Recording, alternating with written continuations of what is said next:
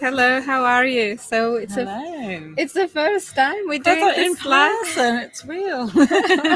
Yeah, I do exist, and you Yes. too. In real life. Yeah, we've been working remotely for a while, so it's just so nice to actually get together and finally Yeah. work in person and do this live in person. So also just checking how is our audio and sound. Can you hear us okay? Can you see us okay? So just checking, Yeah. as we kind of had to set up a little recording studio in a shared co-working space. So we are hoping that you can hear us okay. So if you can give Yeah. us a heads up and say Let us hello. know in the chat if you can't hear anything or if everything's good. Let us know still. So either way, say hello. And yeah, if you have any questions as well from any previous talks that we did, give us a shout as well, so we can answer some bits and pieces. And yeah, so Valentina had a Absolutely. bit of a head injury last week, right? Tell me what happened. So, I mean, I will save the long story, but I came off my bike. I cycle a lot, and I came off my bike, and luckily I was wearing my helmet, but I hit my head and got a mild concussion, nothing serious. But it's makes you realize just how debilitating having your brain out of action is, having such an intense brain fog and how it affects things like your vision and your memory, and it just all of a sudden makes you think about your brain as an organ. I think we often think about it almost like this hardware in our heads, very much machine-esque. We liken ourselves to machines a lot, and we don't think about it as actually a fleshy, fragile organ that can get bruised and bumped. And it was interesting. It's the first time I've ever had a concussion, and so it kind of really made me think about how to take care of myself and how to approach that. And I think we were saying that, often the response when you're unwell and you need to go to work is, okay, I'll just take some painkillers and I'll just go through it. And I remember last week you were saying like, oh, I'm not feeling well, but I'm okay. And I was like, no, it's your brain. You have to put this first and don't compromise on your sleep and rest and so on. So that's why I was on my own last week, because your brain is much more valuable than that. So yeah, and obviously as you know, brain is the softest organ, and it's a texture of room temperature butter. Actually, so, and it's then held, if you think about this, the skull has all of these internally, it has all of these kind of ridges and quite sharp bits that holds the brain together, and then it's floating inside the liquid. And when you have had concussion, it actually moves and floats inside that liquid. And you have concussion also at the opposite place to where you hit, right? So when, if you think of, okay, something floating in a liquid, right? What happens when you hit it? It actually moves back after that and bounces off. So you then have kind of a double concussion, which is one is at the side of the impact, but one is actually at the opposite side of it. And depending on where you hit it and how that we can create all sort of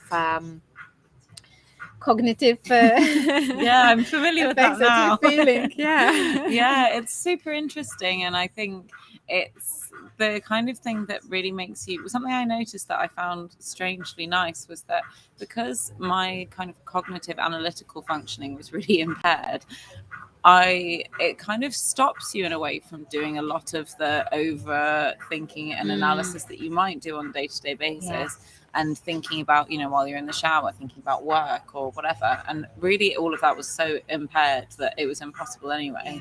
And so actually, in a strange way, it was kind of nice at times because there was this huge slowing down, and it was like a physiologically enforced mindfulness that all I could really think about was what I was doing.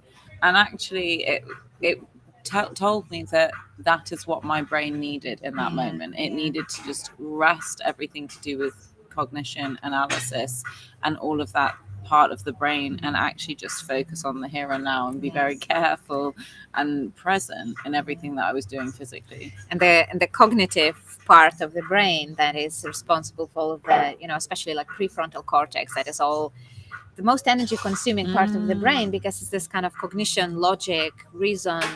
We know that it's very, very intense from energy consumption point of view. And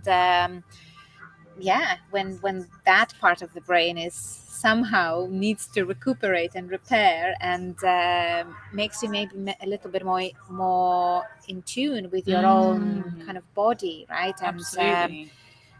like, what do you really need, rather than thinking, but knowing. Yeah. Right? Different process. Totally. And it really did connect me back into my body. And I think just emphasized how important that relationship is with your body, really, really listening to what your body is trying to communicate in terms of your needs and how to take the best care of yourself. Because I think, in our society, we're expected to be consistently productive in the exact same way every single day, which is not human and it's not natural. But so we do a lot to try and moderate ourselves to fit into that and to be able to be consistently productive in the same way every single day, in terms of taking painkillers, having coffees, sleeping and rising at the same time, although that is relatively natural, but in towards a particular schedule, even in the way that we eat, having a breakfast at a certain time, a lunch at a certain time, and a dinner at a certain time. And it's really interesting when, I'm then not working and I'm kind of letting myself go from all of the expectations of what I would normally say I would do in a day, or how I would approach the day, and just really listening to what my body was asking for. If I wanted to go to sleep, I would go to sleep. If I wanted to sit down, I would sit down. If I wanted to go for a walk, or I felt up for it, that's what I would do. And I do really believe in that as the way to heal your body the quickest. Your body tells you what knowing you how need. to listen. And I think we live in a society now where we've forgotten how to listen to ourselves, to our bodies. So there was a post actually that I made quite recently on LinkedIn.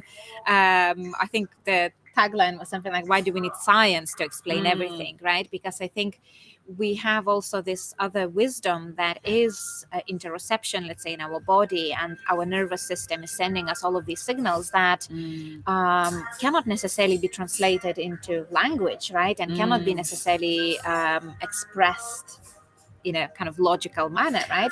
Absolutely. And yet there is so much of this wisdom that I think we forgot how to do this, right? And for me, that's why I'm so fascinated about yoga, Ayurveda, when you look at, using food as medicine, when you're looking at, again, like mindfulness and meditation, like only now science is kind of unpacking all of the benefits of that. But there are a lot of other processes that, let's say like Ayurveda is being questioned like as unscientific method. But actually, when you understand with the more research that, let's say, I'm doing about nutrition and the links between gut health and your mental health, you can see how it feeds into that, and it actually, you can really explain why and how it works. And I think kind of the takeaway for that post that I wanted to share then is that just because we cannot explain something with science and evidence, that doesn't mean that the method itself is not valid. Right? Exactly. It's more of a limitation of the science that they're not able to explain how it works or so on, but that doesn't necessarily mean that it's And also sometimes that's inaccessible, so we might, in our everyday lives, we need to make a decision and we have a moment of intuition, and that's what we go on. And we are constantly, through all of our senses, picking up so much in our environment. And really what we become conscious of is such a tiny fragment of that, of what might be useful, or what we assume is going to be useful in that moment. But we are still collecting all of that other information. And sometimes there might be a moment where that information suddenly becomes relevant and our brain starts connecting the dots where it wouldn't otherwise. And we can't necessarily, in that split second, let's say we need to make a judgment call about whether we're in danger or we're safe. We can't afford the time to think, okay, but hang on, let me examine what is the thread of evidence that has allowed me to get to this point and is making this decision. sometimes you do just have to trust your intuition and know Yeah. that it is picking up all of these internal as well as external Yeah. signals, and there's a communication there happening, or a feeling of intuition Yeah, that is giving yeah. you that answer. And it's sending you some of those signals of, heartfelt feeling, or kind of like Exactly. gut intuition, or, we are Yeah. pulled towards some activities, towards certain people, and away from others, right? Right. Let's see. We have some comments. So, Karen, thank you. Really good to see you. Aisha, right, saying music in the background is distracting. I wonder if there's Yeah. anything we can do with the microphone. Let me see if we can adjust the settings of our microphone, if that will allow us to do this. This is supposed to be only right. Let's see if that makes any difference. Okay, let's see. So Yeah, obviously let we us are in know. a I'll try and kind get- of shared co-working space, so there is a bit of a background music. Yeah. We'll try to speak a bit louder and see what happens. Hopefully it's not Yeah. too loud. Fingers crossed you can still understand us. We'll send you a transcribed version. Yes, exactly. We'll There you have go. to- It'll be recorded. And I think we have to write some articles, at the back of Certainly. some of those conversations, and make sure that it's also closer to us. I think it blurs sometimes us, yeah, there we one go. of us in a background. So yeah, I think what is interesting to me as well is what happens when we, let's say, how, like you said, our brain constantly processes information and gathering a lot of kind of evidence from the environment. If you think like our visual cortex is around like 30% of the brain, right? Yeah. And even though consciously we're paying awareness, we're saying like we pay attention, Yeah. and we have that limited awareness, that we can pay,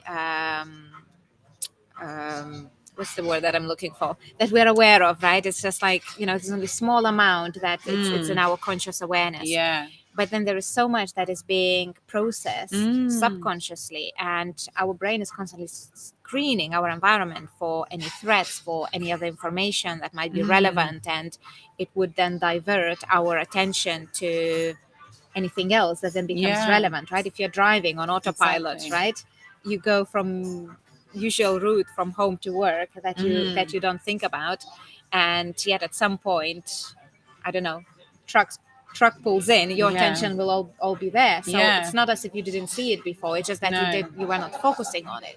Exactly. So exactly. also the same with a lot of other processes, right? It's not just the vision, there's a lot of other sensory input that goes into our body, and it's being processed all the time. And for me, what is very interesting is what happens when we meet somebody new for the first time. And it's very interesting because subconsciously we are actually assessing whether, first of all, is whether this person is friend or a foe, right? So then you know whether you need to approach them or you need to kind of fight or run away, and so on. And these are all kind of like, very strong evolutionary drives that are still there, right? So you're kind of sensing, friend or a foe kind of thing. And then if it is a friend, once you approach it, there is a process that actually looks for hierarchy and looks at whether I should lead or I should follow this person. Interesting. And then it also looks at commonalities, shared interests, looks at essentially what it looks at, whether is it useful for this person to be in my tribe, right? Is it valuable? Do you have some skills or, something that either maximizes my own strengths and backs it up? And I think that's where kind of similarities connect, right? Because like we stronger together, right? Or you do opposite, where also you say like opposites attract, right? Because you have, somebody is now complementing your weaknesses, so together you're also stronger in a different kind of way. And the interesting bit is also that if you meet someone who is of opposite gender, then you also have all of these pheromones, or all of the smells and other senses that also compare your genetic compatibility from your immune perspective to determine whether you could have healthy offsprings together or not. And if you do, it then sends that physical attraction to that person. So it's fascinating. So interesting, everything that we're picking up on unconsciously. And I think it's also really interesting when we situate that within, so because when we think about that, we're thinking about kind of how it's evolved and in more natural circumstances.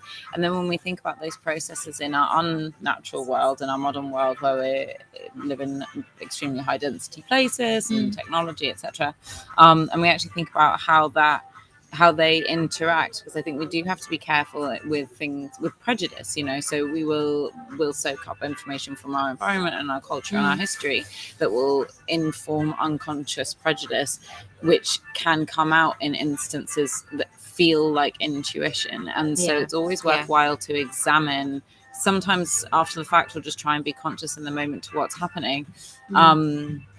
Because it can, we can bring those prejudice in and respond to them as though they're gut instinct or gut intuition, and actually it's something that is learned.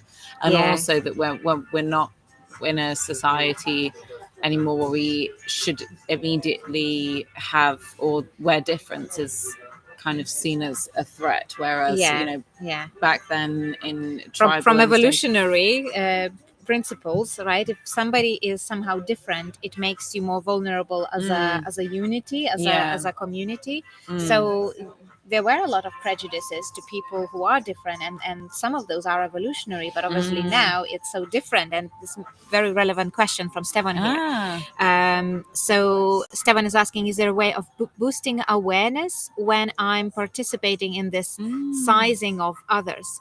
I think yes. And here I think what is very important is to actually learn about cognitive biases that we all have. So if we understand some rules of, well, what are biases, right? First of all, it's shortcuts of our brain, right? Of how exactly we categorize, compartmentalize, and kind of generalize, right? So I think those kind of three things happens all the time, and it results in biases, right? That we put certain things together, we group certain unrelated topics together because in our mind it somehow makes sense. We group people in specific groups based on their looks, their appearance, even their appearances, accent, their height, but also interests, Yeah. and variety of things. So I think the best way to avoid that is really to educate ourselves about all of these biases that we are susceptible as human Absolutely. beings. And one bias that I'm very much aware of, and I'm always trying to kind of work with, is confirmation bias, which basically means that if you have a belief system that has a specific set of values and behaviors attached to it, your subconscious brain will automatically look for all of the information that will validate that specific map of the world. So they even did the research where they gave an article. Well, I'm just going to use COVID example, right, in this case, and vaccines, because it's just so topical, but the topic of article was something else, right? So let's say there is an article that says, that addresses the evidence for and against vaccines. And the article itself actually doesn't make any case. It has equal evidence for and equal evidence against. And then they gave it to people, and they asked whether this article actually is against or whether it's for let's say vaccines. And before that they asked people for their own personal opinion on that. And very interestingly, that those people who said, yes, definitely, I believe in vaccines and vaccines are good things, they will come with that article and will say, look, here is all the evidence. This is this article that says that it's, it's supporting my argument. And then other people who didn't believe in that, they said exactly the same, right? They like, that's not good. And this article supports exactly that. It's because we're always adding much more weight and much more much more weight to some of those things that are already supported by our values and beliefs. So for me, I'm always, one of my friends, Roman, said once to me, and this quote I've been quoting ever since. He said, the moment you become fully convinced in your own beliefs, you start to deceive yourself. And this is a confirmation bias in action, right? Because we know what we know, we believe what we believe, and that then shapes our world, and that shapes our reality shapes our social media feeds, right? Because we click what we like and we get more of what we like. That's exactly what happens in our brains, right? Absolutely. And I think it's something to always be aware of, and it touches on, I guess, a more pervading idea of just balance. So as soon as we notice ourselves becoming unbalanced in any direction, it's not to say we shouldn't hold views and opinions of our own, but if we see ourselves getting to the point, like you say, where we're completely convinced there is no other side, we should always try and introduce the balance, always try and introduce the other side, because even if, you know, it might be something that just helps to broaden our perspective and broaden our mind. And when we do hold views and we do hold opinions about things, we want them to be strong and we want them to be based on evidence. And if we are going to make a case for them or argue with others, we want to be making that case based on evidence and based on the real picture of events with an awareness of also that's what why the other side when says. we are doing research, like we've discussed, you know, many times when we're looking at specific arguments, we always look at, so what's the opposite of that, right? Exactly. So how does it relate to other people, right? So if, let's say, we have a question about, I don't know, even women, gender, sexuality, whatever that may be, we're looking at how this might look from other angles. And sometimes we know that we have our own approach and our own biases that we're putting into that. So we need to bring those other people and first of all do this in consideration, but also in reality bring their opinions and to do these assessments. Karen says that unfortunately everyone judges a book by its cover when it comes to meeting people as part of these unconscious biases. And I think yes and no, because I think there is also misconception about what is the cover, right? Because it's not something that the way other person looks or the way the other person appears, right? The way their cover is the way I see their cover. Yeah, right? absolutely. So and I think that's your important history to recognize. that has contributed. Everybody has their own individual history that will contribute to how we read that cover. Exactly like you say, it's how you see the cover. And by becoming more aware of our own our own histories and our own associations, then we can start to unpick how we read the cover. You know, even if somebody reminds you of somebody that you know, you might have a different reaction. If somebody holds certain characteristics that you've seen on television or you've read about in other books or things like that, you know, we respond in such different ways to different people. And so I think that's really useful to also take note of, is becoming aware of our own unconscious bias is where we can start to unpick that, and then we'll at least know, okay, I'm treating this person favorably because they remind me of my aunt, or I'm treating this person favorably because they look like me. Yeah, absolutely. And there are a lot of people who have, let's say, positive or negative attitude towards specific types of individuals, specific groups of people. You know, let's say, you know, somebody will be afraid of men, right? Somebody else will hate children. Somebody else will despise women. Somebody else will be against something else. But when we start to dig deeper, why, there's always a reason, because our brain is designed to protect us, really. Like, even though in this modern world it doesn't serve us, some of those biases are learned. They most of the time are either evolutionary or they are social, and they came through our circumstances of upbringing, our reality, our experiences. And you know, if something happened to me as a child, if I've been abused as a child by, you know, specific person, you know, I will forever be wary that of that type of image, right? And and what I think is really interesting with that as well is that, so we'll, in instances of trauma, we then select elements of that to hold on to as warning signals to avoid that trauma in the future. But what I think can be really fascinating and also really worth unpicking is, which elements of that experience have we grabbed onto, and how does that relate to cultural interpretations of people, places, events, you know, so that we can become aware. Because if we're told, for example, if we live in a racist society, and if we are constantly receiving messages that certain ethnicities are more dangerous than others, if we have a traumatic incident involving somebody of another ethnicity, we might grab onto that as a because warning again, signal. that is that confirmation bias of like, Exactly. this event now confirms what I know, even though there might be tons of evidence So many against other it, things. but our brain will completely dismiss that, and it's just Yeah. our information is selective. And even when you think memory is not some kind of hard thing that is real, evidence memory is not evidence for anything. Memory is just a map that explains, helps us to make sense out of the world, right? It's not actual representation of the real events. And memories can be changed. Therefore, in therapeutic context, past can be changed, right? Yeah. Which, sometimes when I say that to my clients, it says like, oh yeah, but this and this happened to me, and you can't change your past. And I'm actually, you can, because what is past, right? It's subjective memory of that experience.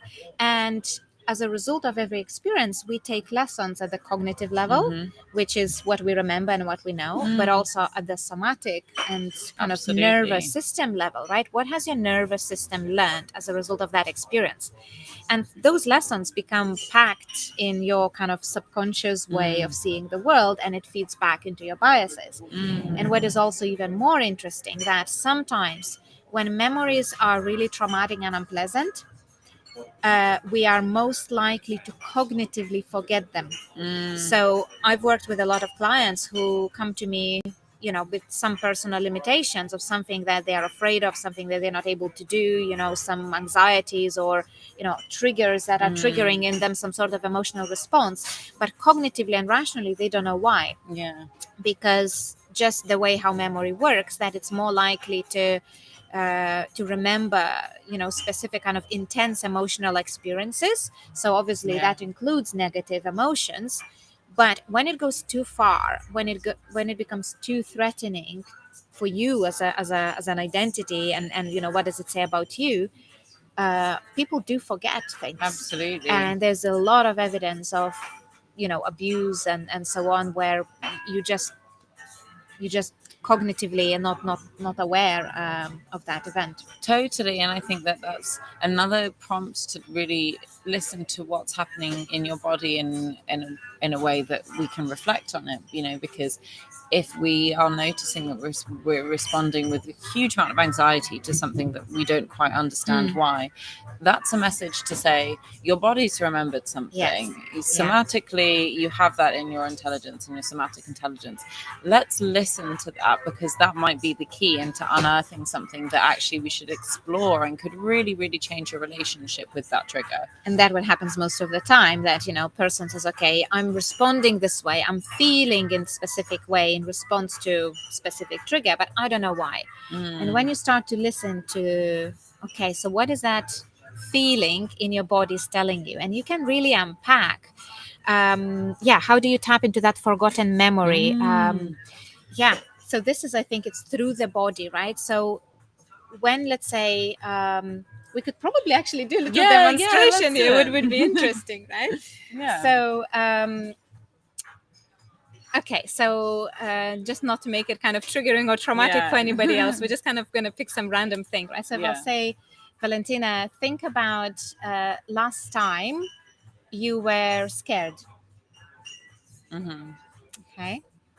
And when you think of that fear, where exactly do you feel it in your body?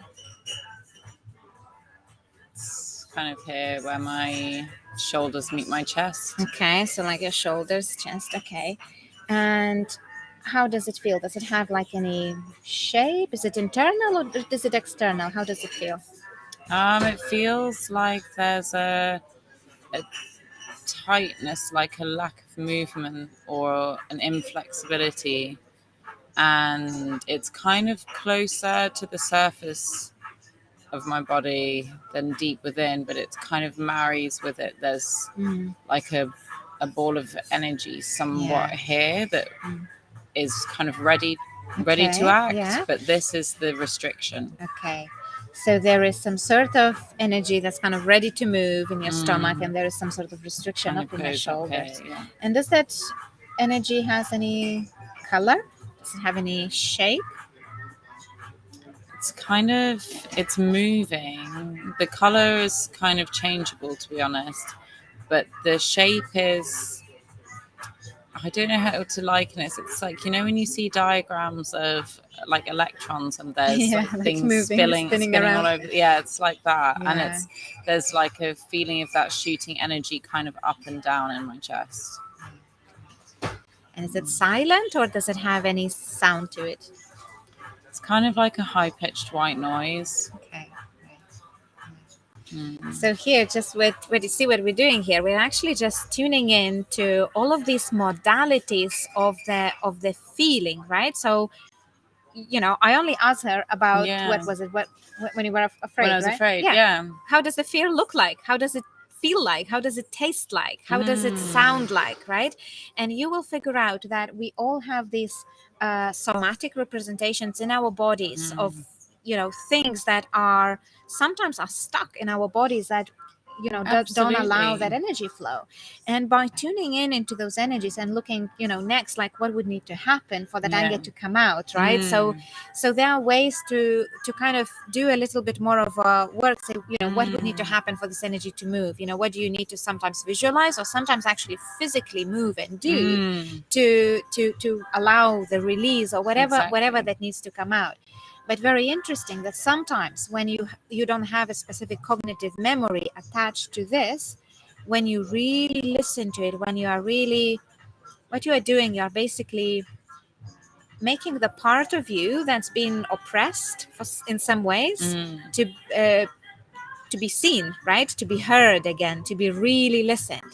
And when that happens, some sort of safety boundaries come down and some of those barriers go down and these cognitive memories just come up, right? And it happens very often in therapeutic contexts when we do this. Certainly. And it's sometimes, it's by just dropping into the body and having somebody ask you questions like that to describe and really get into what the feeling is in your body, that can then bring certain visualizations or certain memories to light, like you say, that can allow you to access it. But when we can explore those memories or those visualizations from a place of safety, rather than being in the moment that we are scared or potentially under threat, we have a lot more control and we can explore them in a way that can start to change our relationship with that trigger or our relationship with that memory, where we can say, okay, and now what else is there? Can we look around the room? What else is going on, where we can start to then look at other aspects of that memory. You're right. And that safety is the key, right? Because the reason why you are not remembering maybe potentially that event is because it's not safe to remember, right? It's threatening. So in that therapeutic context, you kind of always have this kind of process of pendulation, right? You build the safety first for yourself, your own psychological sense of safety. And it's also a role of a therapist to kind of hold that safe space to facilitate that. Like, if you don't feel safe, I'll make you feel safe. I'll hold you until you feel safe in your own body too, kind of thing. And you building person's sense of safety in their own body while also building their level of awareness. And you kind of, the more awareness you build, the deeper you can dig to unearth some other stuff. And you kind of go like this through that process. Okay, let's build a bit more safety, let's dig a bit deeper, let's build more safety, let's dig a bit deeper, until something wonderful comes out when you're ready for it. So it's very important as well that we're not pushing ourselves or other people to go into those places that are not safe, because it can be re-triggering. And you remember we talked about this, like we were so angry that people are just talking about their mental health experiences and traumas publicly, openly, without actually having any safeguarding in place and understanding how it lands on other people, right? Exactly. If we don't know how to build that safety, we shouldn't be doing that, right? So we have to establish that safety first. So right, Karen says, I've always referred to the brain as a filing cabinet. Everything is there that you have learned, and every now and then they can come to the forefront of the brain and cause mental health issues. It's interesting. And when you're talking about filing cabinet, the specific part of the brain called hippocampus that is responsible for filing your memories. So hippocampus is, if you could think about that as a librarian of the brain, right? it's that part of the brain that then files those memories to the right cabinets, right compartments, and it attaches right labels to them, right? So if I say summer, it will be attached to something like sun, yellow, sand, whatever that might be, right? So that memory is compartmentalized in a very specific area. But what happens is that when we go through very traumatic experience, that part of the brain is also very energy consuming, and it shuts down. So during the traumatic event, when amygdala becomes overactive, so amygdala is this part of the threat threat alarm, right? It says danger, danger, right? And process of your brain and body kind of responds to that fight or flight processes. But what happens that during that process, when amygdala becomes activated, hippocampus becomes less active, which means that memory of that traumatic event will not be filed properly, and that's how you're creating PTSD, for example, right? Because now suddenly the trigger of, I don't know, this background music might trigger something else if something was to happen, right? Exactly. So there was a lady. Here is a little bit of a trigger warning for I'd like to give in advance, right? So I worked with a lady who had panic attacks every time it rained. And every time she would hear like the sound of the rain on any surface, she would just have this panic attack. She couldn't breathe, and just her body would go into this kind of really kind of locked, frozen state. So she came to me for that without not knowing why she's having that anxiety and why she's having this attack. And we figured out that, again, once we unpack, it was part of her suppressed memory as well, where she was sexually abused at the time when it was raining, and somehow her brain attached that sound to that experience, and therefore then that sound becomes a trigger to triggering exactly the same experience. So your body is still responding as if this is happening here and now, right? Even though all there was the sound of the rain. So then, as part of that therapeutic process, we need to kind of separate that attachment and bring that safety into here and now, and slowly kind of introduce those different sounds and experiences to break it down, so it's not triggering anymore. So absolutely, brain is an amazing thing, incredible. And I think we have so much control over it that we don't realize. We often think that we are completely at the will of our emotions and our experiences, and that's it, and it's unchangeable. And actually we can really, it's so malleable.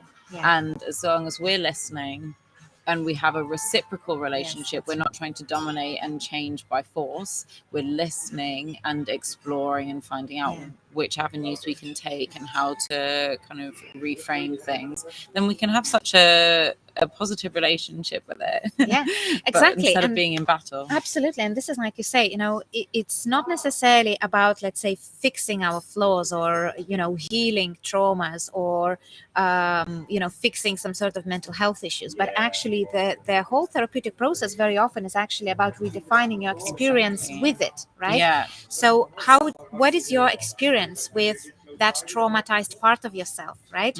And if you're thinking like, I don't like that part, I want to suppress it, I don't want to remember it, I want to bottle it up, there's part of you that says, hey, you are now abusing me, right? You are not seeing me, you're not hearing me, you're abusing me by giving me the same attitude as a result of that, right? So that part then comes out in sort of psychosomatic illnesses. It comes out, in variety of, physical illnesses and symptoms that, there's only way for that part to be heard. Exactly. And in the same way, if we learn to include that experience and look at, what is this experience of illness, of the specific feeling, of the specific burden is trying to tell me, trying to teach you, how can we include them? Instead of separating emotions into good or bad, looking at everything is there for a reason, right? And also, when we look at triggers, using that as an invite for building self-awareness, right? So if you say something and that upsets me, I shouldn't be saying, you hurt me and you upset me and it's your fault. That might have not been your intention. It might have been. But what I'd be curious is, why did those words or this specific thing that you did landed on me this way, right? So why was I hurt in that specific word or action and so on?